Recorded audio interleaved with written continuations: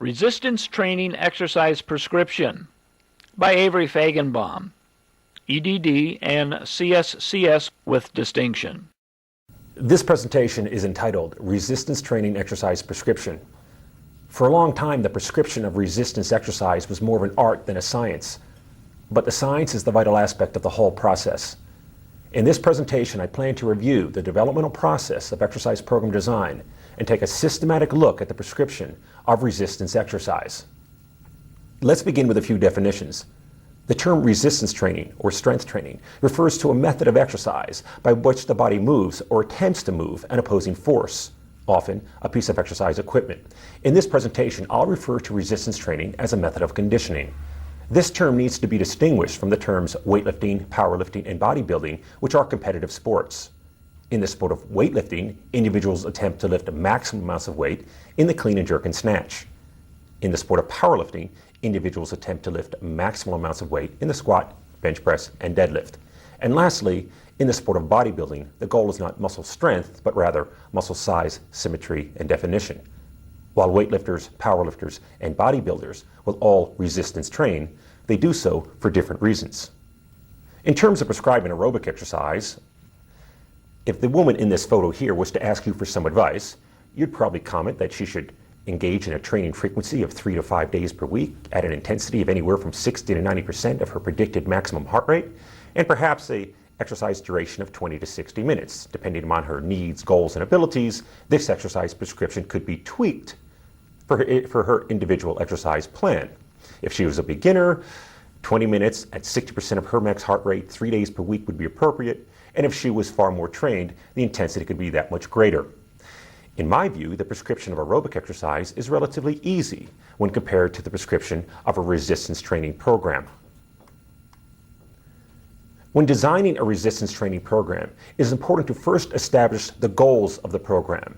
Resistance training programs should be individualized. The bottom line is there is not a one-size-fits-all program. That is, the program designed for health is distinct from a program designed for fitness, athletics, as well as rehabilitation. One size does not fit all. Therefore, resistance training programs need to be personalized. A resistance training exercise prescription can enhance strength, power, speed, agility, coordination, as well as flexibility, local muscular endurance, which should be distinguished from aerobic capacity or VO2 max, sports performance, and can also reduce the likelihood of injury in sport. It's important to note that the act of resistance training itself does not ensure optimal gains, but it is the magnitude of effort and the structuring of the training program that determines the outcome. That is what I plan to address in this presentation. There are several general training principles that have been around for a long time, and these principles are fundamental to the design of any resistance training program. These principles are the principle of specificity, often referred to as the SAID principle, which is an acronym for specific adaptations to imposed demands. The bottom line is that adaptations that take place in a resistance training program are specific to the type of resistance performed, the muscle group, the movement pattern, the joint range of motion, the velocity of movement, as well as the type of muscle action, that is, concentric, eccentric, or isometric. It's easy to understand that if a resistance training program involved only upper body exercises, the lower body would not get stronger. But it's also important to consider that if a resistance training program is rather simple, the adaptations that take place will be simple. On the other hand, if a resistance training program involves complex multi-joint lifts, the adaptations that take place will be rather complex. Another fundamental principle is that of overload. The overload principle states that an individual must handle a load beyond which he or she is normally accustomed to. And again, the overload needs to be personalized. A 10-pound dumbbell may be an appropriate overload for a senior involved in a strength training program, but certainly this load would not be appropriate for a college football player. And thirdly is the concept of progression. In order to continually adapt to a strength training program, the overload placed on the muscle must gradually improve. The bottom line is that the body must be required to continually exert greater force to meet higher physiological demands. In terms of overload and progression, most of us think of increasing the weight load, and that is one way to overload and progress a training program. In order to continually make gains, progression becomes paramount and program variation becomes even more important. Otherwise, the initial overload becomes less effective. In addition to increasing the load that is used, you can increase the number of sets, increase the exercises, increase the number of sessions or training frequency. You can alter the rest periods or add complex movements. For example, progressing from a leg extension to a leg press to a free weight lift, such as a lunge or squat, is an example of how a training program can become more progressive. This slide looks at the overload principle and the application to training. In this slide, there are three athletes. Athlete 1 trains at 30% of the 1RM. Athlete 2 trains at 60% of the 1RM. And Athlete 3 trains at 90% of the 1RM. Following the training program, several things happened here. No gains were made in the athlete who trained at 30% of the 1RM. Modest gains were made in the athlete who trained at 60% of the 1RM, and the greatest gains were made in the athlete who trained at 90% of the 1RM. The take-home message is this: the relative training intensity must remain high for gains to be made. Number 2, the greater the overload, the greater the gain, to a point. As you'll hear throughout this presentation, you can't train heavy all the time. So although the athlete who trained at 90% 1RM did in fact make the greatest gains, this athlete cannot stay at this intensity for prolonged periods of time without risking overtraining and a decrease in performance. Point number 3 is this: there appears to be a minimum training intensity. Although this can vary somewhat between individuals, this minimum training intensity seems to be about 60% of the 1 repetition maximum. Let's move on to program design variables. The design of a resistance training program is a complex process that requires the recognition of several program variables. It's important to keep in mind that altering one or more of these variables will affect the training stimulus and therefore will affect the outcome of your training program. I plan to review the following program design variables: the needs analysis, the exercise selection, the training frequency, the exercise order, training load and repetitions, the volume of training, and lastly, rest periods. Let's begin with the needs analysis. The needs analysis begins by answering some basic questions regarding the design of the resistance training program, and it is important to take time to answer these questions. In this presentation, I will only focus on resistance training, but cardiovascular flexibility and agility training are also important. In terms of the needs analysis, we will evaluate the unique attributes of the sport, and we will assess the needs of the athlete. Step 1, the needs analysis. To begin, let's evaluate the sport.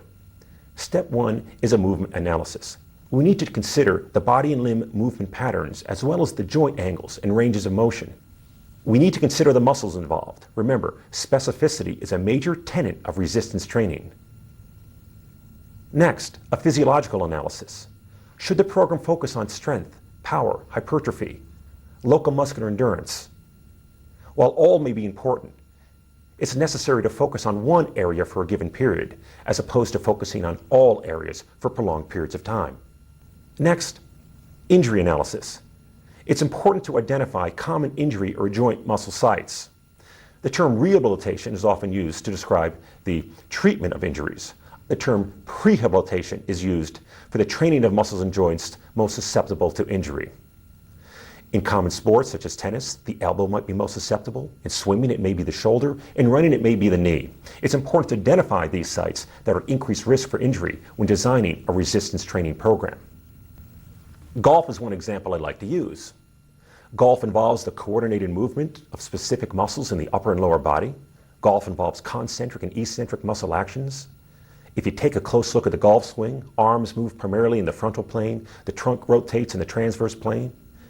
EMG analysis has identified the importance of the rotator cuff musculature and the relative inactivity of the deltoid muscle group when swinging a golf club. And it's also interesting to note that the degree of trunk rotation is the most noticeable difference between amateur and professional golfers, with professional golfers having twice the degree of trunk rotation as amateurs. And lastly, 80% of injuries to golfers involve the lower back. Would these factors influence the design of a resistance training program? They certainly would. As we continue with the needs analysis, let's assess the athlete, the athlete's needs, the athlete's goals, and the athlete's abilities. To begin with, let's take a look at the training status. the athlete's exercise training history. Not only do we need to identify the type of training the athlete has done, that is resistance training, cardiovascular training, plyometric training, but you also have to consider the intensity at which that athlete has trained. We need to consider the athlete's exercise technique experience. This is sometimes referred to as training age. That is, a 24-year-old who has been training for 2 years, that is, resistance training for 2 years, is said to have a training age of 2 years. This is an important consideration when designing a resistance training program. The next step is to consider physical tests and evaluation. The test must be specific to the athlete's sport and consistent with their skill level. It doesn't make sense for a shot putter to participate in a 2-mile run, but it does make sense for basketball players to perform a vertical jump test. And lastly, it's important to identify the primary resistance training goal. It's important to focus on one area. While strength, power, hypertrophy, or local muscular endurance may all be important to the success of that athlete, each phase of that training cycle should focus on strength, power, hypertrophy, or local muscular endurance. Table 2 identifies training priorities by sport.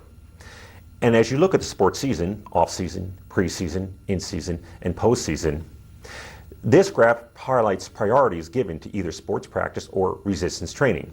In summary, in the off-season, often recognized as the preparation phase, the focus is on hypertrophy and local muscular endurance. Time spent on sports practice is low.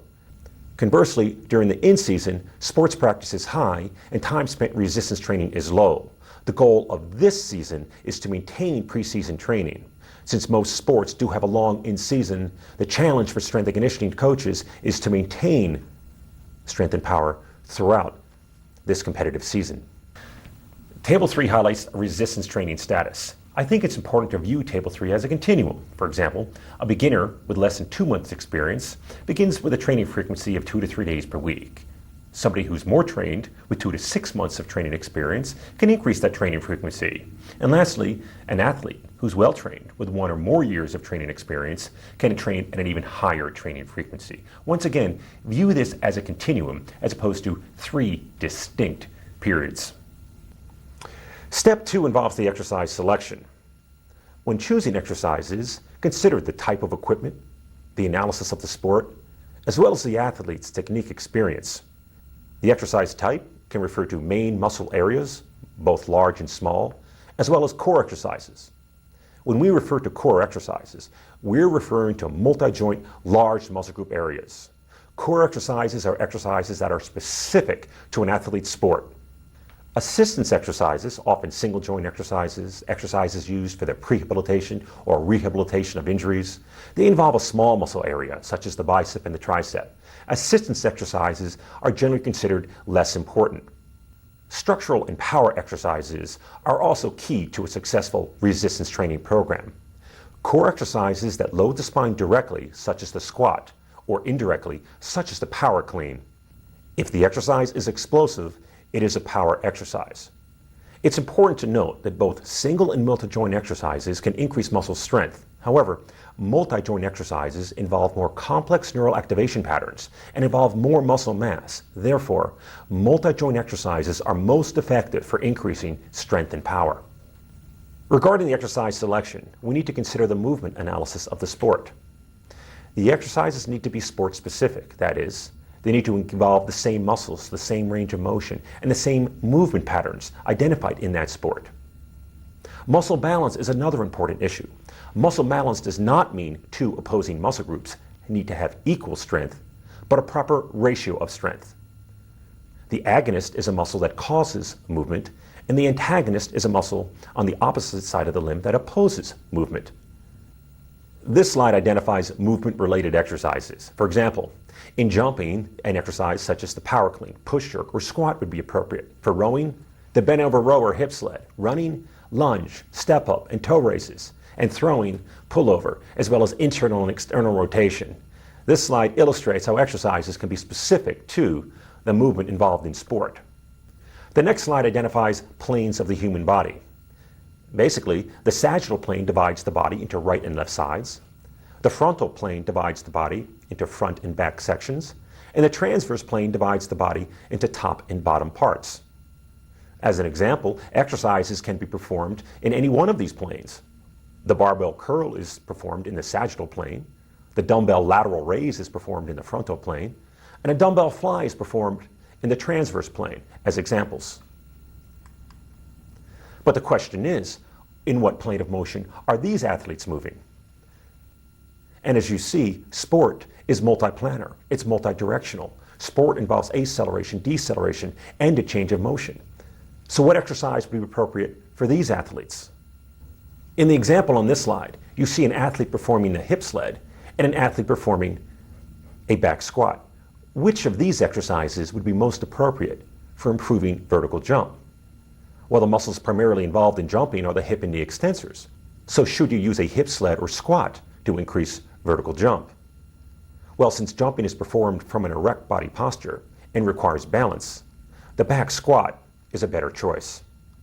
A term that has become popular to identify multidirectional and multiplanar movements, which involve acceleration, deceleration, and stabilization, is functional training.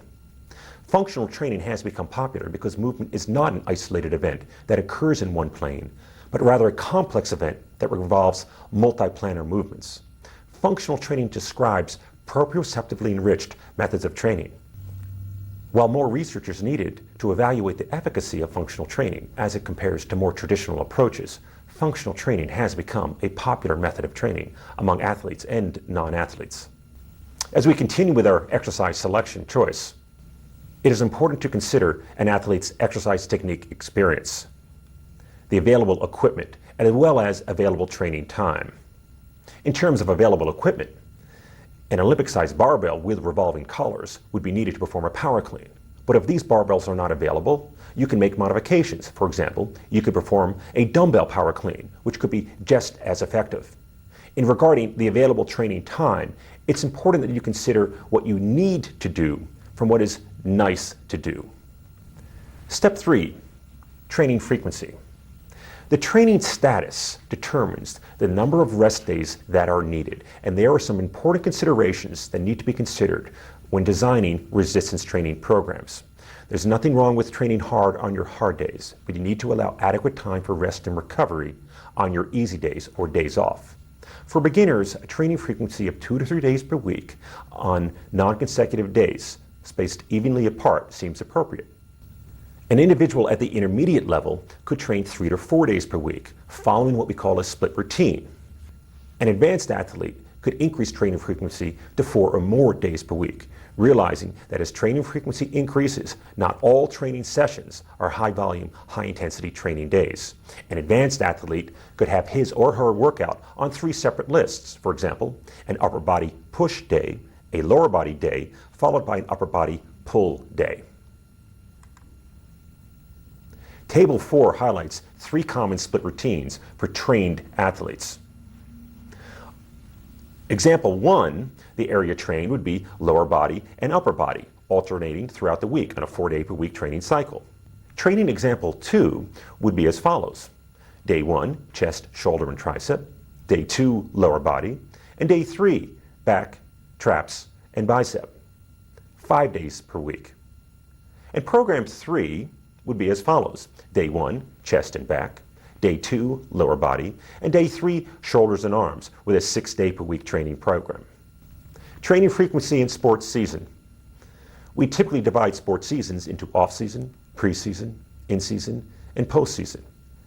During the off-season, when less time is spent practicing sport-specific drills, more time is available for training, 4 to 6 days per week. During the preseason, more time is spent practicing sport-specific skills. So thus, training frequency is reduced to 3 or 4 times per week. During the in-season, the focus is on the sport, and therefore a training frequency of 1 to 2 times per week is generally recommended. During the postseason, rest and recovery are often needed. So if training is performed, it is at a reduced intensity and at a reduced volume, 1, 2, or 3 days per week. There are several training frequency concerns that need to be addressed by strength and conditioning professionals. Number 1, the training load. Higher training loads require more recovery. Again, you can train hard on your hard days, but athletes need time to rest and recover on their easy days. You cannot train with high loads for prolonged periods of time. Next, Muscular involvement. Some evidence suggests that the lower body may need more recovery than the upper body. Thirdly, the exercise type. Multi-joint exercises, such as the power clean and squat, need more recovery than single-joint exercises. The ability to train more frequently may be enhanced by alternating light and heavy days. This concept is referred to as periodization, and I'll address that concept later in this presentation. I think it's also important to note that training frequency can be influenced by the overall stress placed on the athlete. In addition to the stress of resistance training, we must consider the stress of time spent performing agility drills or plyometric drills or practicing sports skills, not to mention aerobic exercise, as well as time spent performing manual labor jobs. For example, if the athlete is not training on Saturday and Sunday, but is working at a home improvement store, lifting boxes for 8 hours per day, clearly this stress does not allow for adequate rest and recovery. I think we as strength and conditioning professionals need to focus just as much effort on rest and recovery as we do in the design of our resistance training programs. Step 4 involves exercise order. We need to think about how exercises affect the technique of another exercise. In nearly all cases, power exercises should be performed first, followed by other core exercises, then assistance exercises. Power exercises require the highest skill, coordination, and concentration. These exercises should be performed when the athlete is so-called metabolically fresh at the start of a workout. Power before non-power. Multi-joint should be performed before single joint, and large muscles before small muscle areas. Another way to consider exercise order is to alternate the upper body and lower body. This is classically done in what we call circuit training, whereby less intense loads are used, but the rest periods are shorter. Circuit training can in fact increase muscle strength, but far less than a more traditional resistance training program. Circuit training, on the other hand, can in fact increase one's aerobic fitness level. Another method to think about exercise order is a push-pull method, where a push exercise, such as a chest press or bench press, is followed by a pull exercise, such as a lat pull down. Yet another example of exercise order involves training methods referred to as a superset or compound sets. A superset is when an exercise such as a bicep is followed by an exercise such as a tricep, which works the opposing muscle group. Or a compound set is when two exercises for the same muscle group are performed consecutively. For example, a barbell curl followed by a hammer curl. Step 5 involves training load and repetitions. The training load describes the amount of weight lifted and is dependent on other training variables such as exercise order, training frequency, and rest periods. The training load is in fact the most important training variable. While light loads are appropriate for beginners due to the improvement in motor learning and coordination, heavier loads are needed for more advanced athletes. Let's spend some time talking about this important training variable. Table 5 highlights the relationship between the percent 1RM and repetitions. In short, as the percent 1RM decreases, the number of reps that can be performed increases.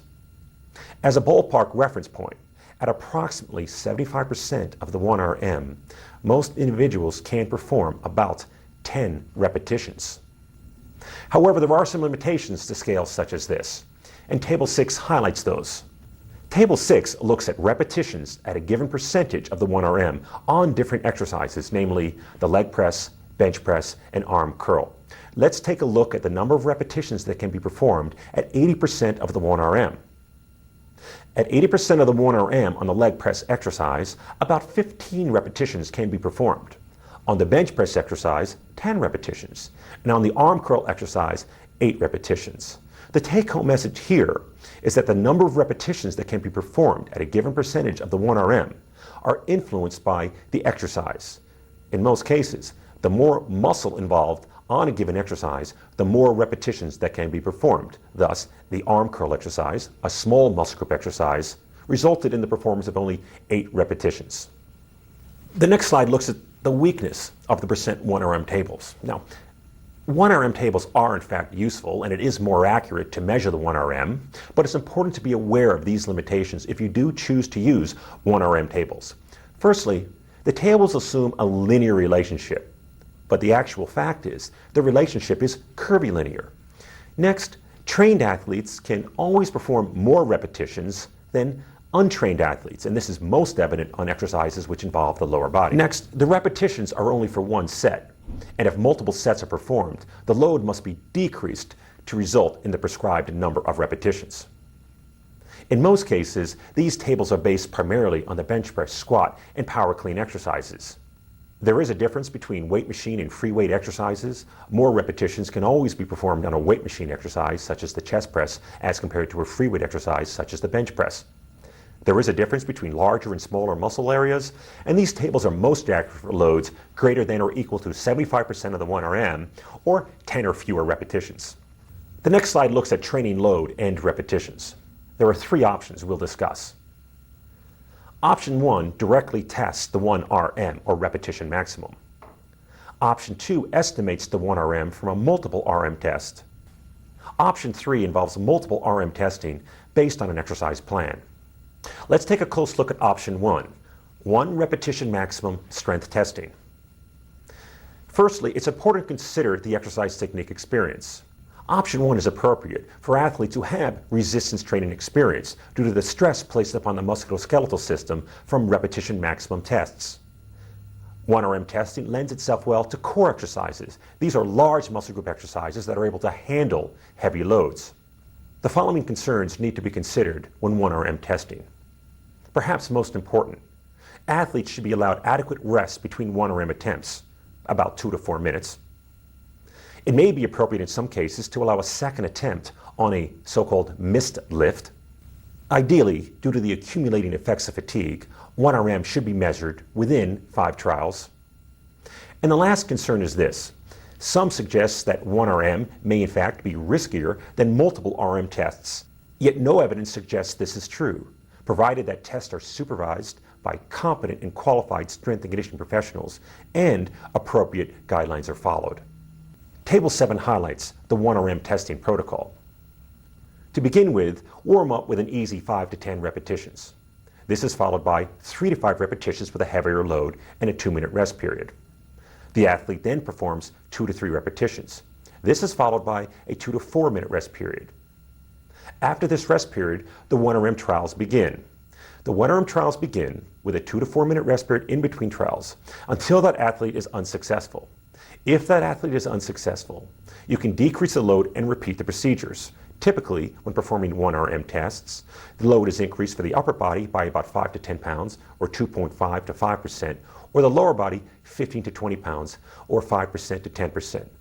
As you can see, if performed correctly, 1RM test procedures are a labor-intensive method to determine an athlete's maximum strength. Option 2 involves estimating the 1RM, and this is appropriate for nearly all athletes and exercises. You can use a 10RM, a 5RM, a 1RM, or any RM load in between. Prediction equations, noted on Table 8, can be used to estimate that athlete's 1RM. The protocol, for example, for 10RM testing is similar to 1RM testing, but there are some considerations. Firstly, you need to consider the number of sets due to the accumulating effects of fatigue. And next, power exercises do not lend themselves to multiple RM testing because the technique begins to deteriorate beyond 5 or 6 repetitions. Table 8 illustrates the relationship between maximum repetitions and percent 1RM. For example, on Table 8, if an athlete's 10 RM on a given exercise was 300 pounds, you can see that this athlete's predicted 1 RM would be 400 pounds. In general, as the load used for 1RM testing increases, the accuracy for the 1RM prediction increases as well. Option 3 involves multiple RM testing, which are consistent with the goal number of repetitions. This is appropriate for core exercises as well as assistance exercises. In order to use option 3, first, decide the goal number of repetitions that need to be performed. Then, use the multiple RM testing to determine the load by titrating increases or decreasing that load on any given exercise. This is a common method that's used not only with athletes, but in fitness centers as well. Let's talk about assigning training load and repetitions. Method 1 is the use of the RM continuum. Method number 2 is a percent of the 1RM, and method number 3 involves multiple RM testing. First of all, we need to ask ourselves, what is the primary goal of the resistance training program? And then let's use this goal to determine the repetition or load assignment which is consistent with the needs, goals, and abilities of the athlete you're working with. Table 9 highlights the repetition continuum. On this table, you see that different RM loads are associated with different training goals. But before I talk about this table, it's important to distinguish a 5RM from simply the performance of 5 repetitions. A 5RM is a load that can be lifted 5 times on any given exercise, but not 6. For example, if I perform 5 repetitions on the bench press with 100 pounds, but I could perform this exercise 10 repetitions. This is not a 5RM, but rather a 10RM. Keep in mind, when using method 1, this refers to the RM load and not simply a given number of repetitions. As illustrated on table 9, loads between 1 and 6 RMs are most effective for enhancing muscle strength. On the other end of the continuum, loads between 15 and 20 RMs are most effective for increasing local muscular endurance. However, view table 9 as a continuum. While training with a 6 RM load is ideal for increasing muscle strength, there will also be resulting gains in power, hypertrophy, and local muscular endurance. Thus, the training loads are blended. We also need to highlight the fact that training in any one zone for prolonged periods of time will result in overtraining. As tempting as it may be to perform 1 to 6 repetitions to optimize gains in strength, it is important to vary this training stimulus over time to avoid overtraining and an actual decrease in performance. Method number 2 involves a percentage of the 1RM. In general, in terms of assigning the load based upon the training goal, simply multiply the percent 1RM times the 1RM to get that training load. However, when prescribing power exercises, it's not quite that simple. Maximum power is produced at intermediate velocities using moderate loads. Now, this is not to say that slow velocity resistance training is ineffective. In fact, power-related movements often begin from near zero velocity, so heavy strength training can in fact enhance power. But from a practical perspective, when training for power, the idea is to use 80% of the 1RM for 3 to 5 repetitions. And this is an important point to consider because power exercises cannot be maximally loaded. Therefore, it's not a true RM. The idea is to use somewhat lighter loads when training for power, so all repetitions can be performed with maximum speed. Method number 3 involves RM testing. In this case, use repetitions based upon the training goal. Simply perform multiple RM tests, and the result will in fact be one's training load. This can be used for athletes as well as for general exercises prescribed in fitness centers. Simply titrate that load until you find the desired load, which results in the prescribed number of repetitions. This next slide looks at load variation. As I've mentioned throughout this presentation, heavy training cannot be tolerated repeatedly without risking overtraining. In this example, on heavy day, 100% of the load would be used. On medium day, 90% of the load would be used. And on light day, 80% of the load would be used. Keep in mind, on medium day and light day, the same number of repetitions can be performed as done on heavy day, even though more repetitions can be performed since a lighter load is being used. Here's an example of the load variation idea.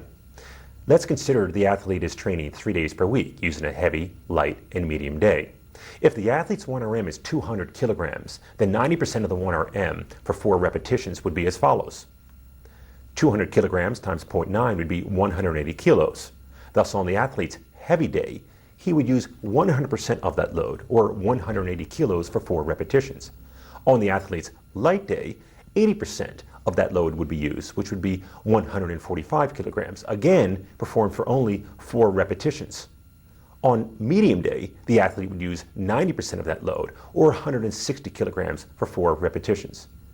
It's noteworthy that on the light and medium day, 4 repetitions are performed with lighter loads. They still result in a training effect, but allow for some recuperation from the heavy day training. In terms of progressing the training load, here are some methods to keep in mind.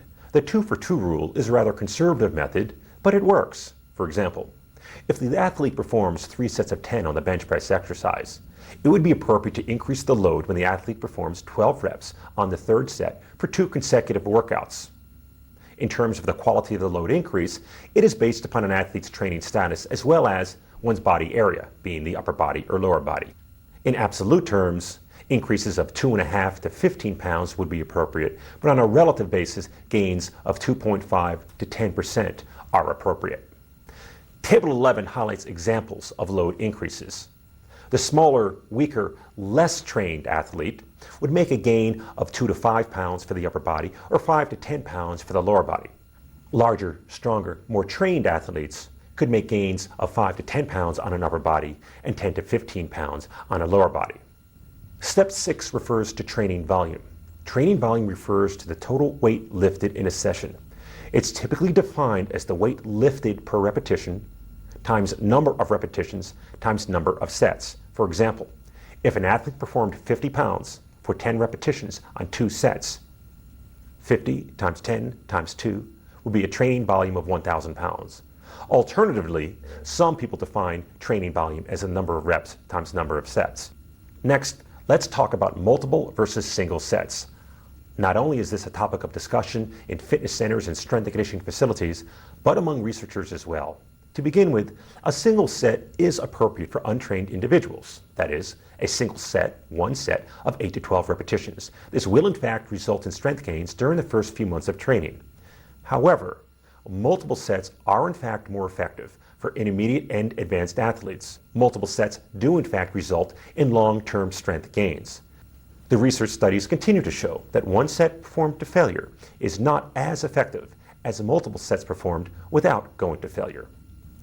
What the research continues to show is that training volume may not be critical during the first few months of resistance training. However, following 2, 3, or 4 months of training, higher volumes, that is 2, 3, 4, up to 6 sets of training, may be needed in order to optimize gains in strength and power. Next, it's important to realize that not all exercises need to be performed for the same number of sets. Figure 1 highlights what we call the window of adaptation. On your left on this graph, you see the slide of a beginner. The bottom line is that initially, when one begins a resistance training program, this adaptational window is so large that any reasonable training program will work. However, as this window of adaptation gets smaller and smaller and smaller, as this athlete becomes more trained, better designed resistance training programs are needed. That is, higher intensities and higher volumes of training are needed to get that athlete closer to his or her genetic potential. This study illustrates the point.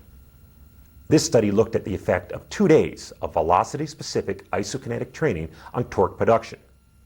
In this study, a group of subjects trained for only 2 days on low or high velocity training, performing 3 sets of 10. Following only 2 days of training, there was no change in low velocity training, but a whopping 22% increase in peak torque with fast velocity training. The take-home message is this: the less developed a particular component of fitness, the greater the window of adaptation. Figure 2 looks at resistance training volume and periodization on adaptations in female tennis players. In this study, the subjects were divided into 3 groups. One group followed a periodized training program, the second group performed only 1 set, and the third group served as control. Following a 9-month period, as you can see on Figure 2, the group that performed 1 set initially increased leg press strength, as expected. However, if you look at the periodization data, the group that followed a periodized training program that varied in volume and intensity over the 9-month period continued to make these long-term gains.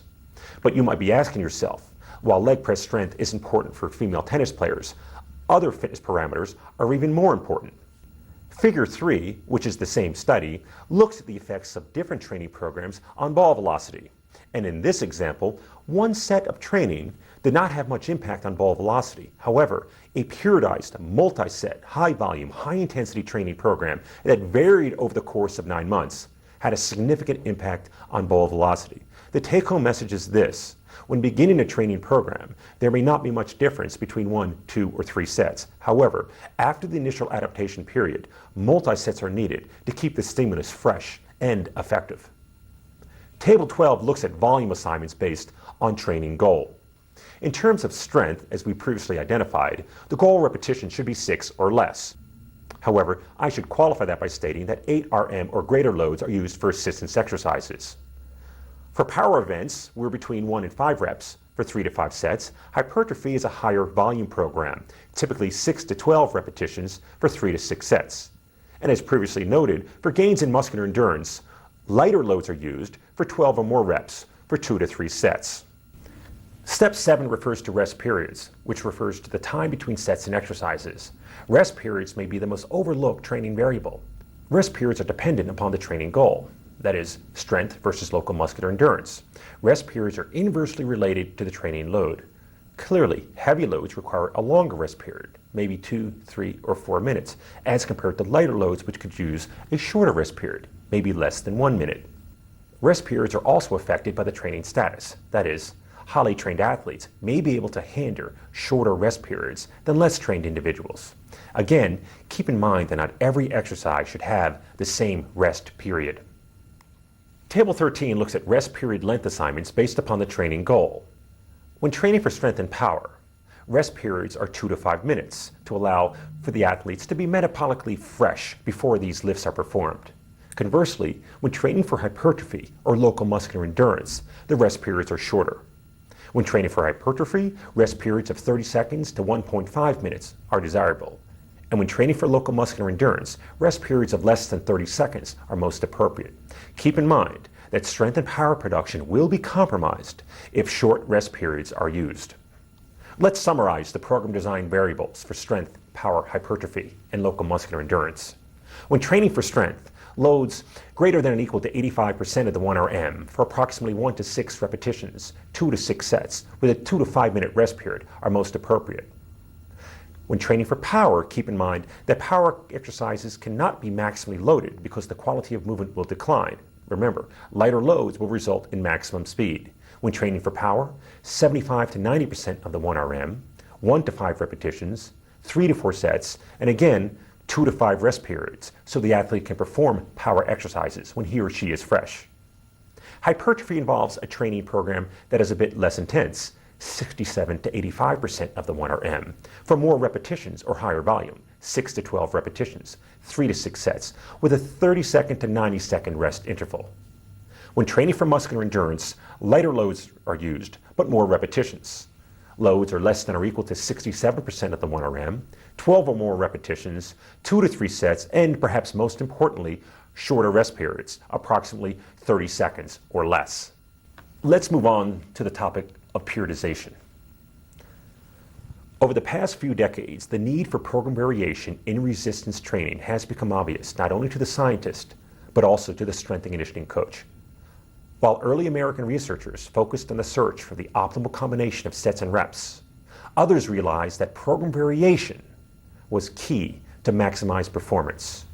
Periodization refers to the systematic variation in program design to promote long-term adaptations, to decrease the risk for overuse injury, and decrease boredom. Periodization is based on Cellier's general adaptation syndrome, as illustrated in Figure 4. As an example, when the body responds to stress, it does so in 3 stages. Stage 1 is the so-called shock or alarm phase. When beginning a resistance training program, it's not uncommon to experience soreness, a decrease in physiological function, and perhaps a decrease in muscle strength. Phase 2 is the resistance or adaptation phase. This phase can last for 6 to 8 weeks. This is when we get stronger and adapt to the training program. Unless that stimulus is changed, we lead to phase 3, which is the exhaustion phase. The whole idea of periodization is to keep the stimulus fresh and exciting so we can avoid phase 3. Let's talk about some periodization cycles and some general terminology. A microcycle refers to 1 to 4 weeks. In general, we refer to a microcycle as 1 week of resistance training. A mesocycle refers to several weeks to several months of resistance training. In general, about 1 month. And a macrocycle refers to 1 year, or possibly even 4 years, as between Olympic Games. In general, a macrocycle will refer to 1 year of training. Figure 5 is a graphic illustration of Matviev's model of periodization. Matviev was a Russian scientist who highlighted the value of periodization back in the 1960s, and this is considered a classic model of periodization. Note that during the preparatory phase, the volume of training is high and the intensity of training is low.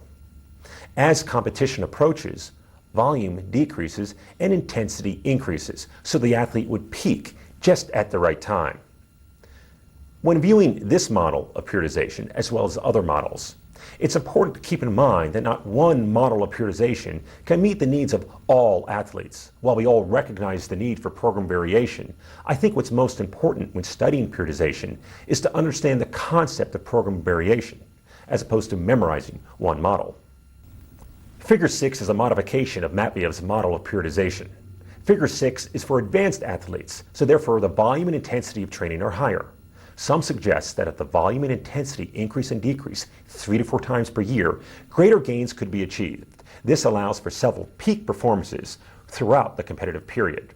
Note that active recovery is incorporated into this model, not a complete cessation of training, but a decrease in volume and intensity. A more conventional model of periodization has the following 4 phases: preparatory, first transition, competition, and second transition, or active rest. Note that researchers added a first transition period between the preparatory and competition periods. Let's talk about these phases. The preparatory period is usually the longest period. During this period, there are no planned sports competitions. The goal of this period is to establish a baseline level of conditioning, which will allow for higher intensities of training later on. The preparatory period is usually characterized with a low intensity and high volumes of training. Again, sport-specific training is not a high priority during the preparatory period. A further modification of Matveev's model is the creation of 3 phases within the preparatory period, namely hypertrophy endurance, basic strength, and strength power. These 3 phases provide an additional program variation and training stimulus. During the hypertrophy endurance phase, the goal is to increase lean body mass and develop a so-called endurance base for more intense training later on. During the basic strength phase, higher intensities of training are used. The goal is to increase the strength of the muscles essential to the primary sport. And during the strength power phase, the goal is to increase the power of the muscles essential to the primary sport. In terms of training volume and intensity during the preparatory period, the hypertrophy endurance phase can last for 1 to 6 weeks, characterized by low intensity and high volume. The intensity being 50 to 75% of the 1RM for 3 to 6 sets for 10 to 20 repetitions. Note that this may be followed by a microcycle of low intensity, low volume training before the next training phase begins. The basic strength phase is 80 to 90% of the 1RM, a higher intensity, 3 to 5 sets for 4 to 8 repetitions. During the strength power phase, high loads are used, but the volume is low, typically 75 to 95% of the 1RM, 3 to 5 sets for 2 to 5 repetitions. The first transition period is a period between the preparatory period and the competition period. This period denotes a break between high volume training and high intensity training. In more traditional terminology, the first transition period refers to the late pre-season. The competition period. The goal of the competition period is to peak strength and power with increases in intensity with further decreases in volume. This period typically lasts 1 to 3 weeks. During the competitive period, there is an increased focus on skill technique as well as actual competitions. But for most organized sports, this period can last for many months. However, an athlete can only be in peak condition for about 3 weeks. If an athlete attempts to be in peak condition for longer periods of time, he or she risks overtraining. Therefore, during the competitive period, it is important to preserve strength and power with a maintenance program of moderate intensities and moderate volumes. The second transition period refers to active rest or restoration.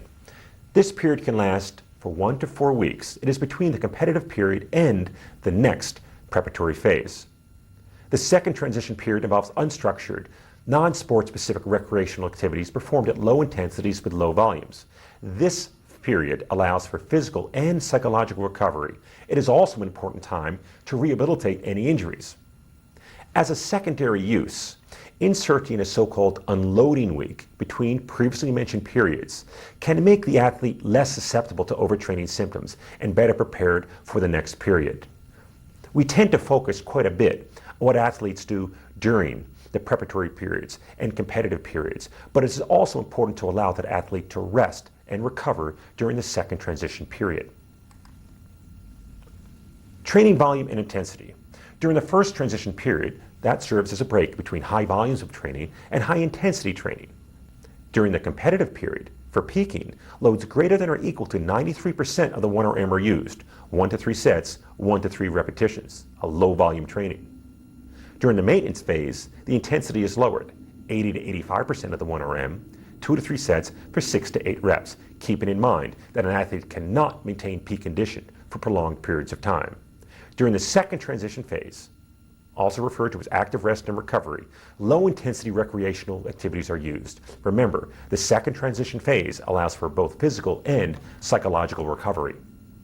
Table 14 highlights a periodization model for resistance training, with the preparation phase, first transition phase, and competition phase. Note that the competition phase can be used to peak performance or maintain performance. On this graph, note changes in intensity and volume throughout the training period.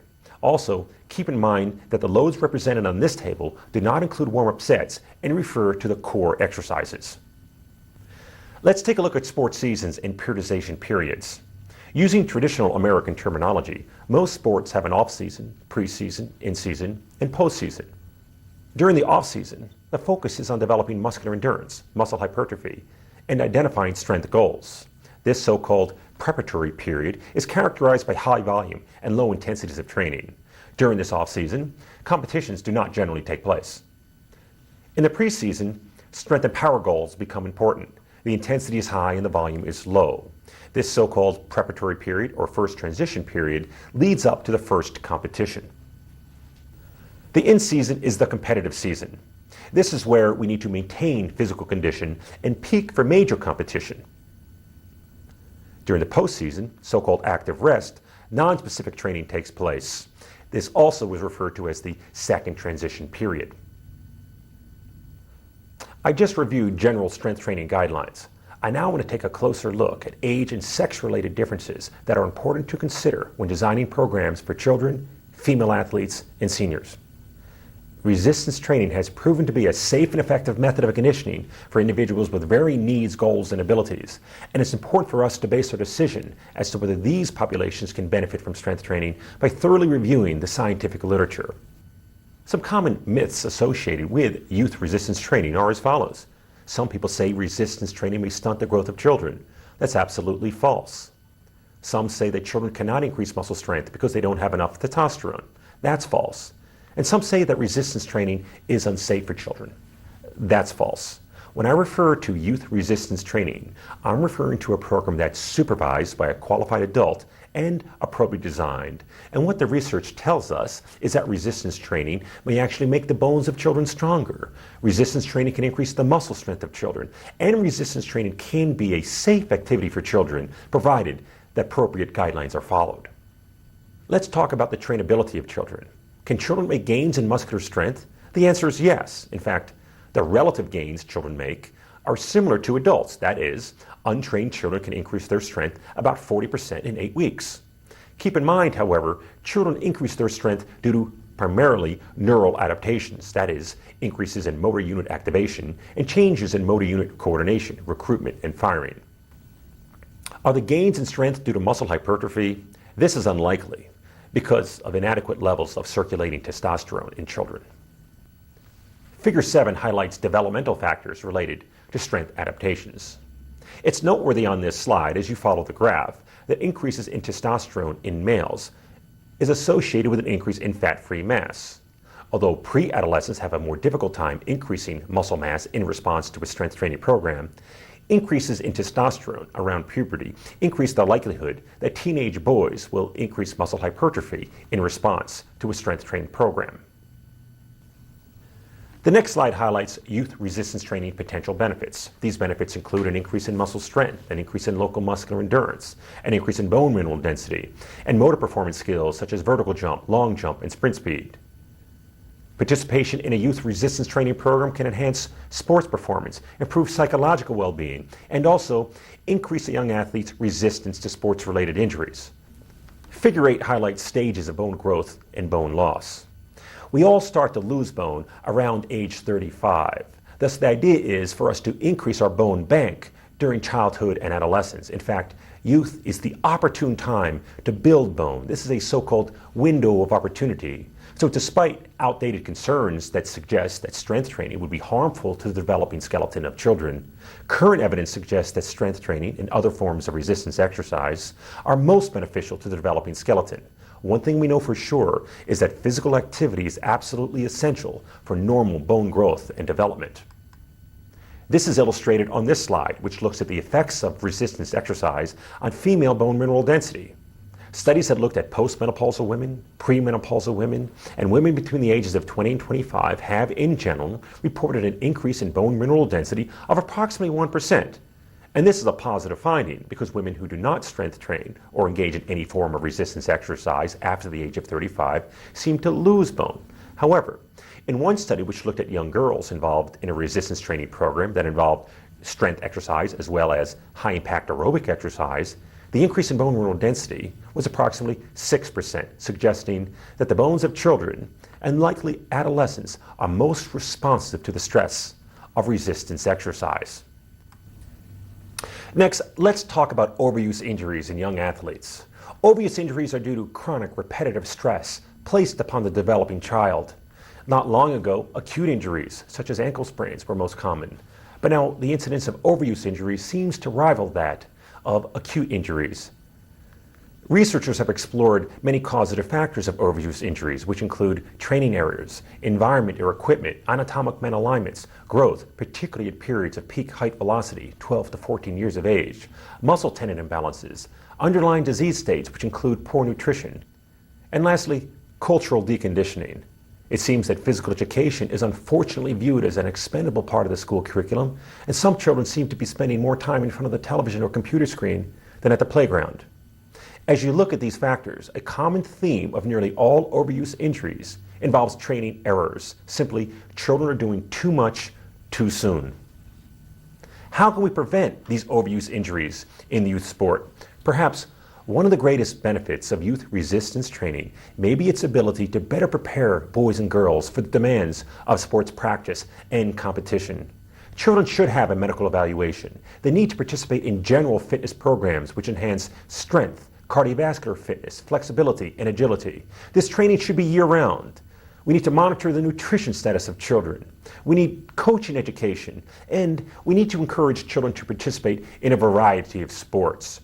Early sports specialization is not the key to success. In fact, if you ask most successful college and professional athletes what they did when they were 10, most will tell you that they participated in 2 or 3 different sports and activities. I refer to this as fundamental fitness.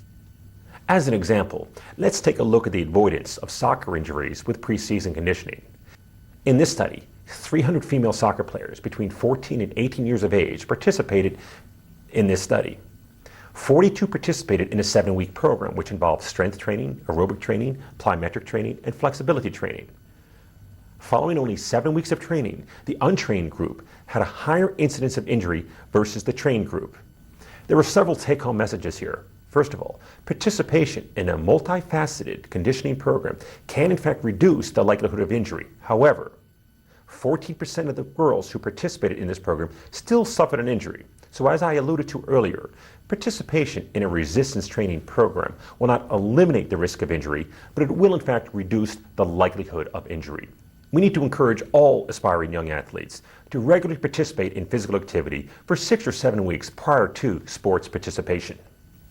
Figure 9 highlights physical activity recommendations. The bottom line is this: participation in youth sport should evolve out of preparatory conditioning, which includes general strength, aerobic, and flexibility conditioning, after which children can engage in sport-specific conditioning and training exercises. And at the top of this pyramid, on Figure 9, you see sports competition balanced with active rest and recovery. Just like adult athletes, our young athletes need to experience what easy training feels like and should value the importance of rest and recovery. When can children start resistance training? In general, when children have the emotional maturity to accept and follow directions, they're ready for resistance training. If a child is ready for sports participation, generally ages 6, 7, and 8, they're ready for resistance training. Keep in mind, the younger the child, the closer the supervision that is needed. In many youth strength training studies, 6, 7, and 8-year-olds have safely participated in a strength training program, provided appropriate guidance was provided. Youth resistance training program design considerations are outlined on the next few slides. To begin with, youth resistance training programs must be supervised by qualified adults. In no way do we encourage unsupervised programs at home, in a basement, or at a school. This is where children have been injured. Programs must be supervised at YMCAs, fitness centers, schools, and at home. The environment must be safe. The program must include warm-up exercises. The program should begin with light loads and gradually progress.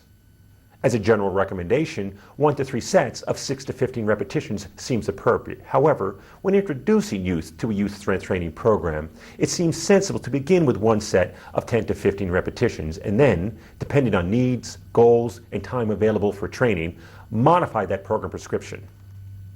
To continue with program design, advanced multi-joint lifts can be performed.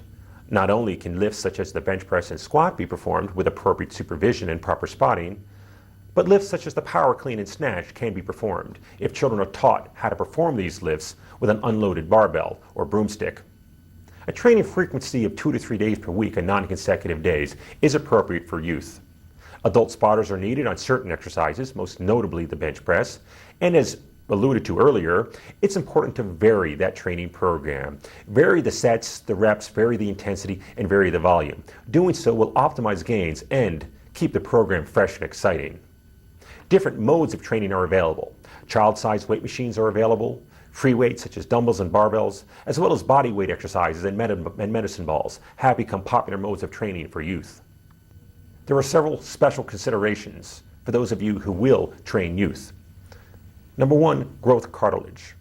Growth cartilage is located at the end of the long bones, and children have in fact fractured their growth cartilage when participating in an unsupervised youth strength training program.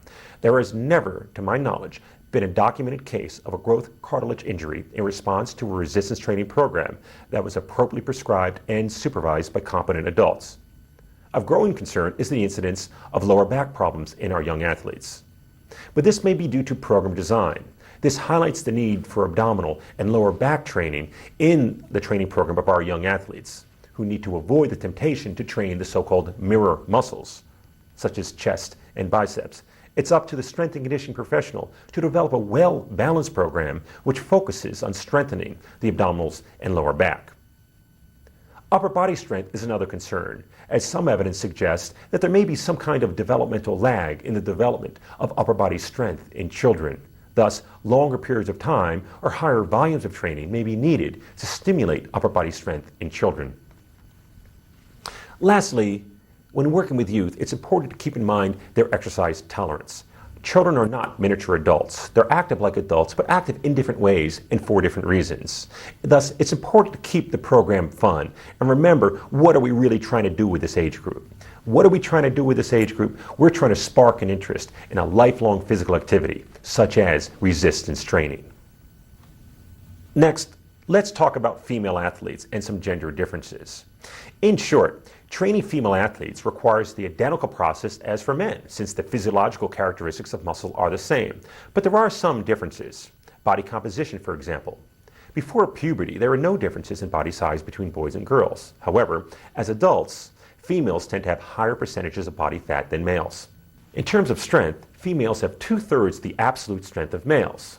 However, the lower body strength of females is closer to males.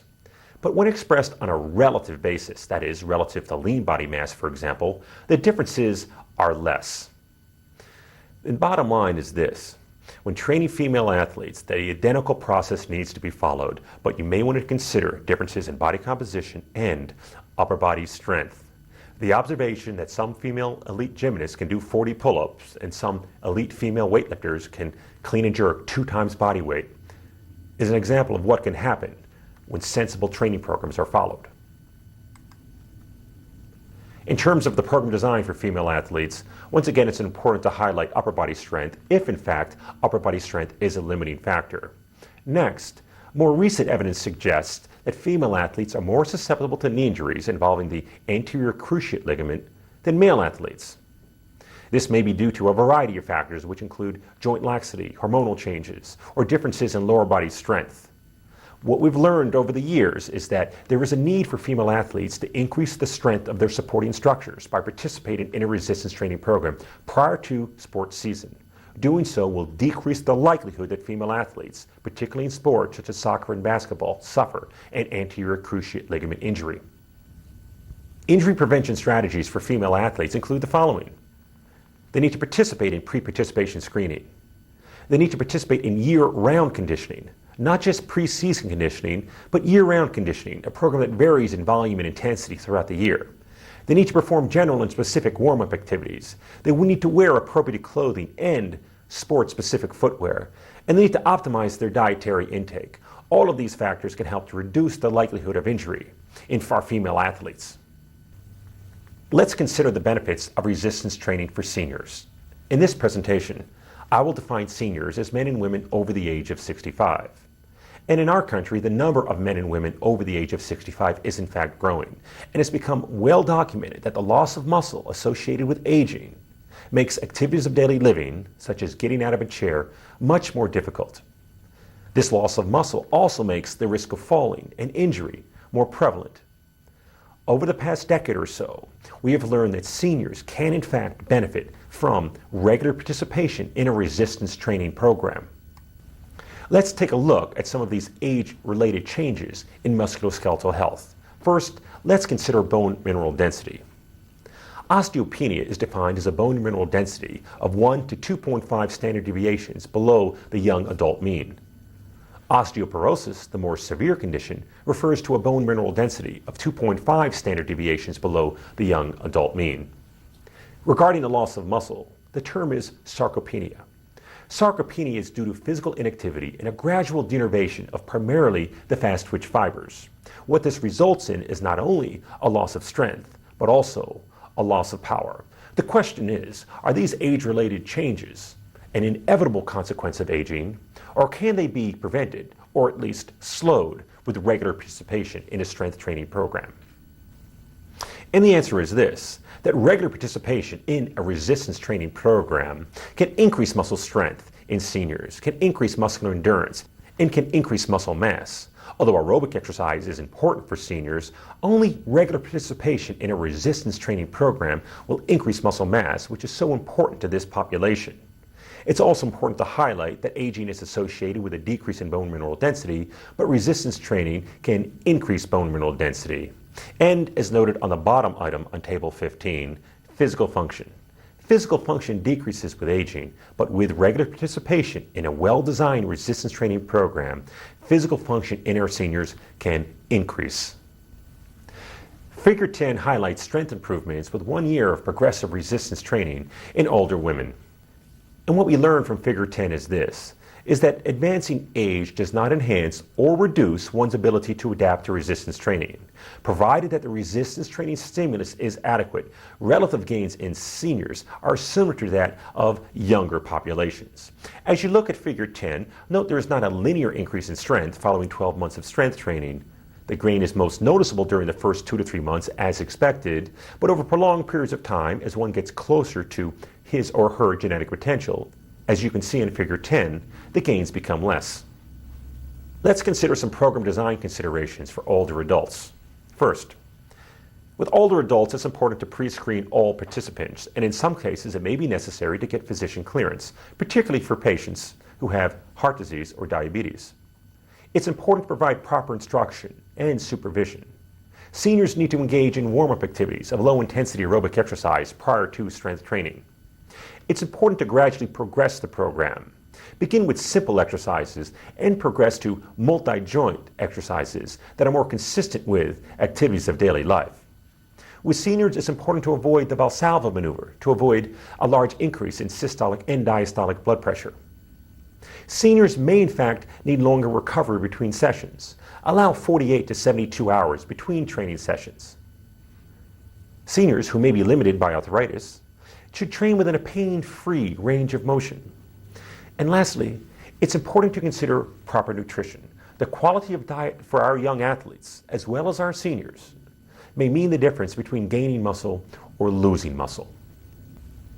In summary, the resistance training exercise prescription involves adherence to fundamental training principles, as well as careful choices regarding the prescription of the acute program variables.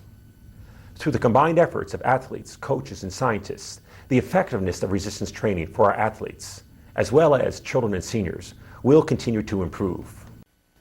This concludes the resistance training exercise prescription presentation.